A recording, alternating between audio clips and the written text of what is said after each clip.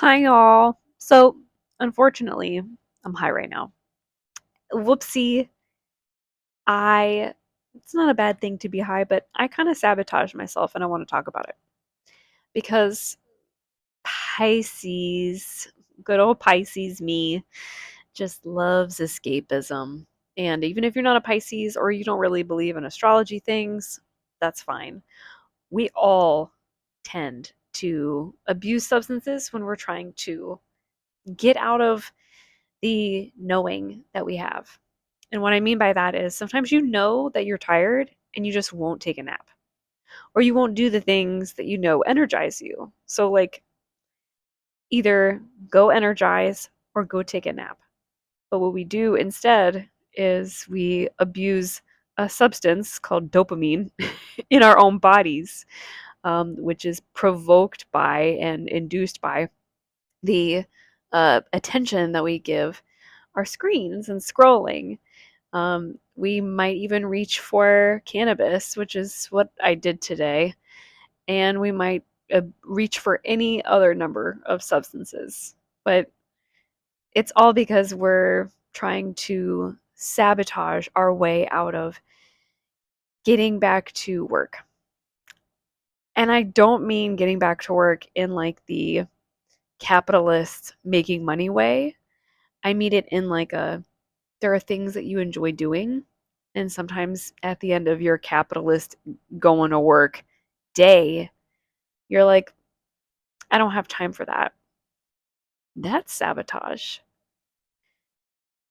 Because the thing that you're saying no to and the thing that you're saying yes to are so beyond what you actually want for your life. And I know this because not only because you're watching this right now, and you were attracted to this message, but because it's what most people want. Most people don't want to just waste their lives scrolling through images of other people's lives.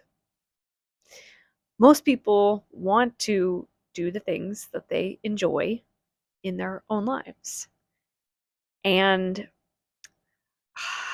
it's so tough not to swipe through YouTube shorts or even to be on dating apps swiping. It's so hard not to hit the bowl or, drink a little something on the rocks because you've had a long day or you've had a long week. That's how I'm feeling right now. I'm feeling like I had a long 2 weeks. Like I had a long week working and then a long week recovering, which wasn't actually recovery because I was doing what I said right now is not actual rest. I was sitting and playing video games and um, just feeling worse and worse, like being so out of momentum, like having lost momentum completely. And I don't know if you guys see the fly flying around in here, but it's just like hanging out. Oh, I see it on the window now. Um, it's it was a week that wasn't rejuvenating. So I didn't actually get to make up for the energy that I lost.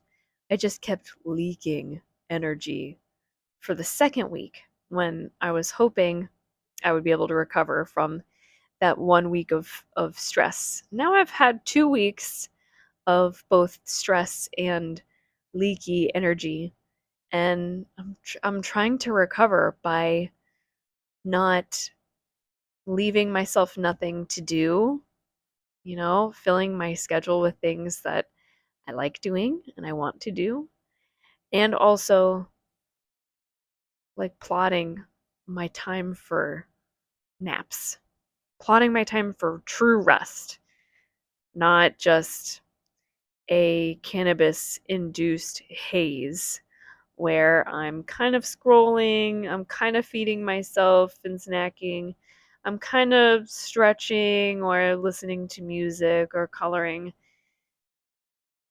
instead of really being present with something that is feeding my energy back. Again, it's kind of leaky. I've been kind of doing a leaky dance today, and and for the past 2 or 3 days. But it's so necessary to witness oneself in that moment. To witness myself in this moment where I'm like, ooh, I sabotaged again. I wanted to be on my shit because I love my shit. And I knew that I shouldn't have hit it, but I hit it. And now I can't quite wrench myself away from this sort of slump that I've engineered for myself. Ooh, whoopsie. And I'm sure you've been there before, whether it's a slump or it's um, a manic episode. No matter whether it's a high or it's a low, sometimes it's a decision that we make to be there. And it's not a decision that we make totally consciously. Sometimes it's just like habitual to step on our own future selves' toes, because that's who's getting harmed right now, right? Our future self, who is disappointed that we didn't do more, who is feeling in their body not strong and not empowered because we made choices. We made choices, right? And substances make us make choices, questionable choices. And our future selves are feeling spiritually more drained than even our present selves feel now. So I want to call out this escapism. I want to call out this self-sabotage habit, because it's it's time to really give our attention to the things that we know are not good for us. It's time to do it, because I I say we as in like everybody needs to be doing this, and especially those of you who are, like I said, attracted to this message, because the world out there, the capitalism is ratcheting up, which means white supremacy is ratcheting up, the patriarchy is ratcheting up, the colonialism is ratcheting up. Everything that impedes upon true rest is ratcheting up. So we have to preserve and protect our rest. We have to make sacred the ritual of true restfulness. We have to make sacred the ritual of bringing joy to our lives. Because they don't want us to enjoy our lives. They want us to feel our least capable. They want us to feel our most exhausted. And they want us to fail to take care of ourselves. It's the reality that we live in. They don't want us to be happy. And you don't have to shoot for happiness. You can shoot for doing things that you like to do and completely resting, not sabotaging your rest, completely resting when it's time for you to build your energy back. Because everything else is a waste of fucking time. And I would rather spend my time gardening, gardening my energy and seeing the fruits of these labors, of these like little moments where I'm telling myself, you know that this isn't good for you, and I snap out of it, as opposed to just going, yeah, I know, but I'm stuck. Because that stuckness, it's not a good feeling place to be.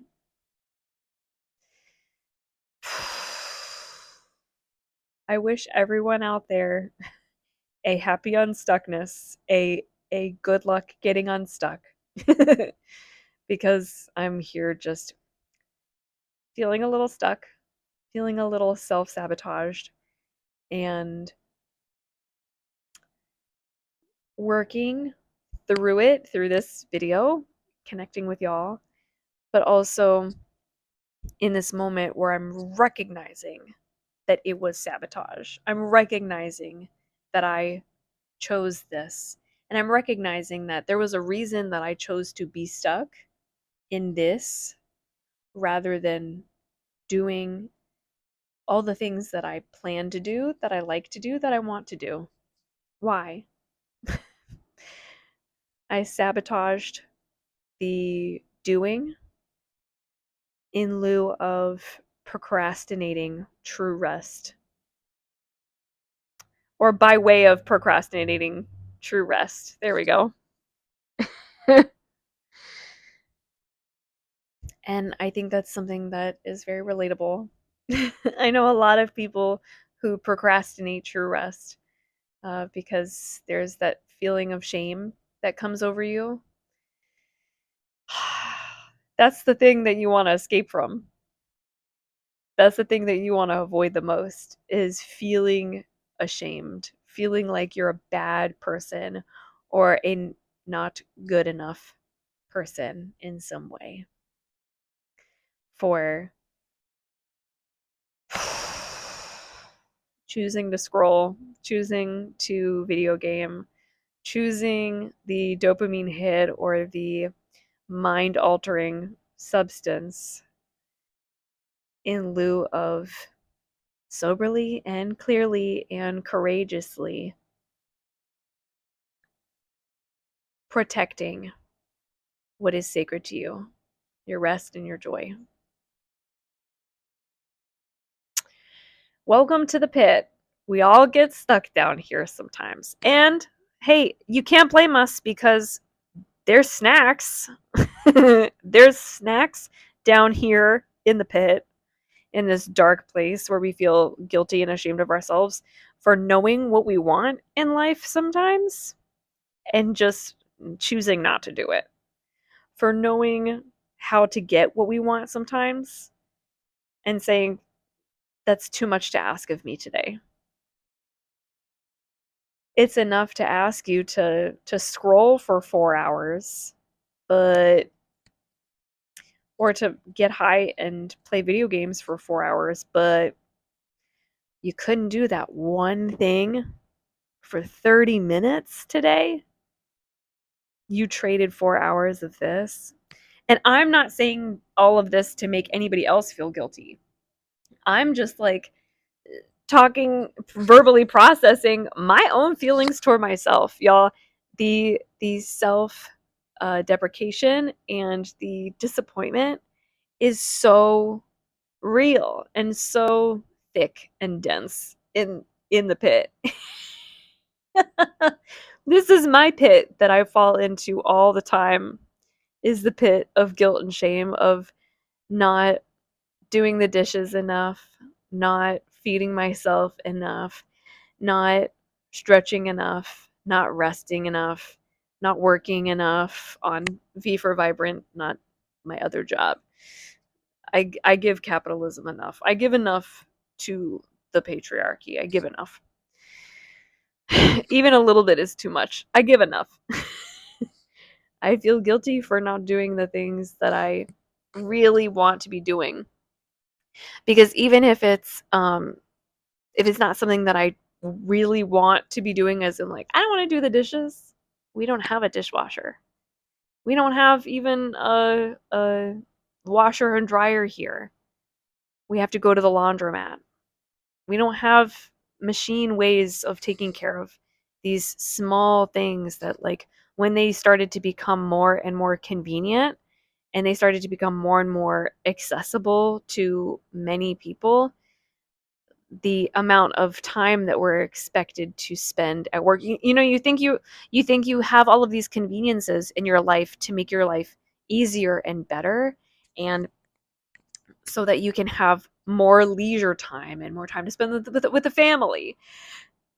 But in reality, the correlation between the conveniences that we have and the amount of time that we're spending in corporate capitalism has they've gone up together.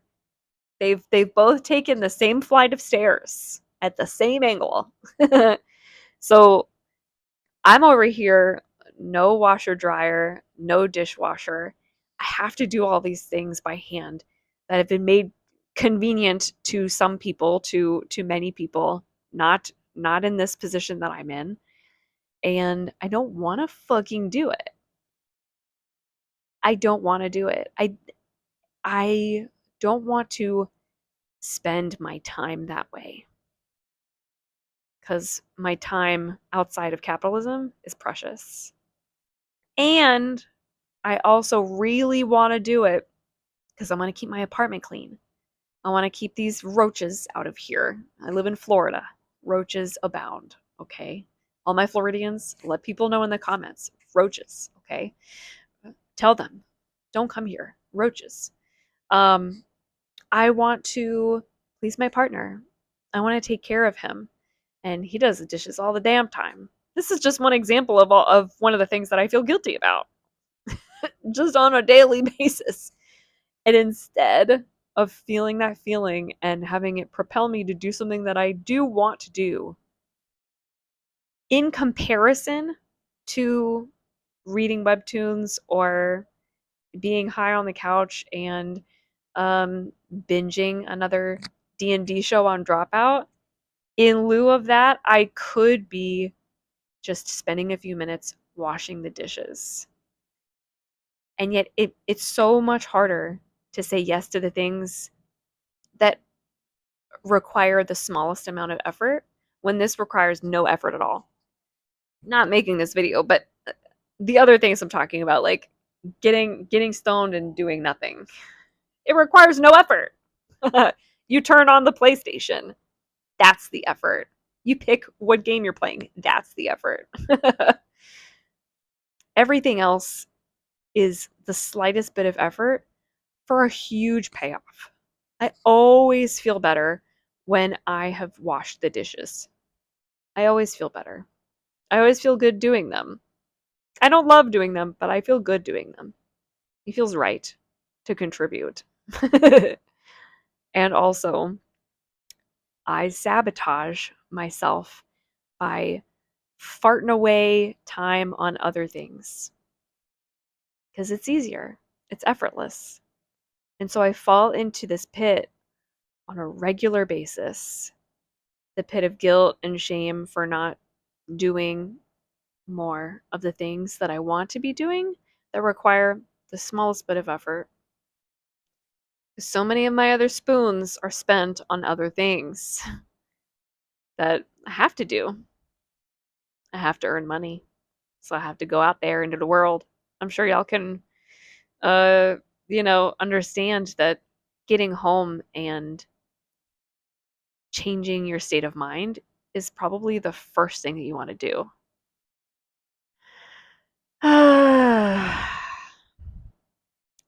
Like getting unstuck from that habit, from that physical bodily habit of sitting down and saying, this is where I'm going to be for the rest of my day. And this is rest.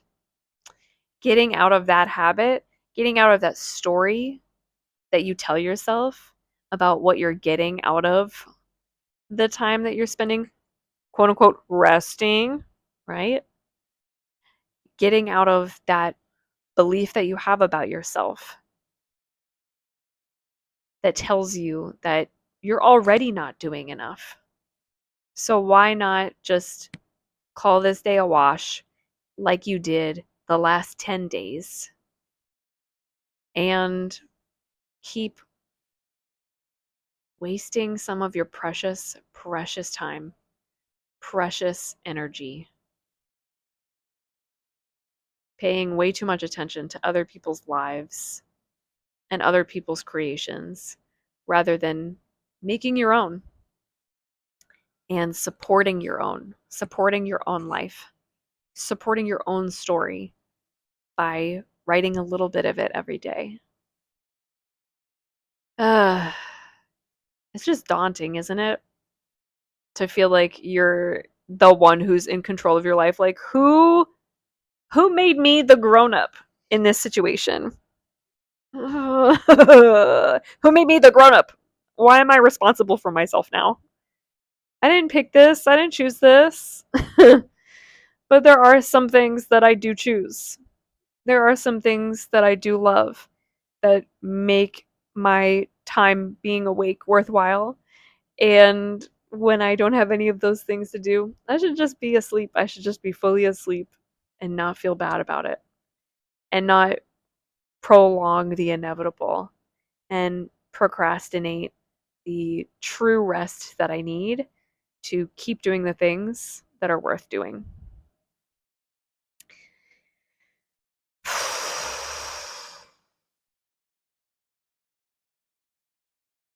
Okay, I'm gonna go take a nap. I've got things to do, but I can't do them like this. So I'm gonna give myself what I truly need, which is not to feel guilty. I feel like so many of us are like, I need to feel guilty. I need to feel guilty. I need to feel shamed. I am motivated by my guilt and my shame. So I actually need those in order to get things done. That is a kind of stuckness, a kind of pit of thinking that is so, gosh, I want to say so unhealthy, but is so programmed in us. Because we can't help that, the majority of the things that we go and we buy at the grocery store, even if it's fruit and vegetables, are still to some degree unhealthy because they don't even have the same minerals, they don't even have the same nutrients. Even the stuff that is healthy isn't as healthy as it used to be. And that's not our fault, but it is programming. It's the food that we eat having been programmed to be a certain way, and the soil that it was grown in being programmed to be less nutritious because of white colonialism, thinking that white people thinking that they know best and that they can just abandon indigenous practices in favor of so much soy and corn produced in the United States. It's incredible and powerfully useless to local cultures. It's anyway, stepping off my soapbox. We could say that it's unhealthy to think this way, to act this way, to be in this place that we're in, but it's programmed. And getting unstuck is a deprogramming, which I know is such a heady thing, but it's also not. It's a very spiritual thing. It's a very of the spirit thing, of the soul thing, where you're really tapping into what makes you you, and then going, oh, here are all the things that have been stopping me and blocking me from accepting what makes me me and acting upon that knowledge of what makes me me.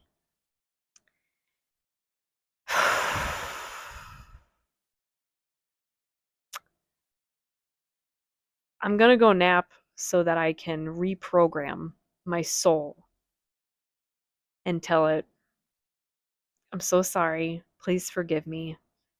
Thank you for reminding me that there's more to this life than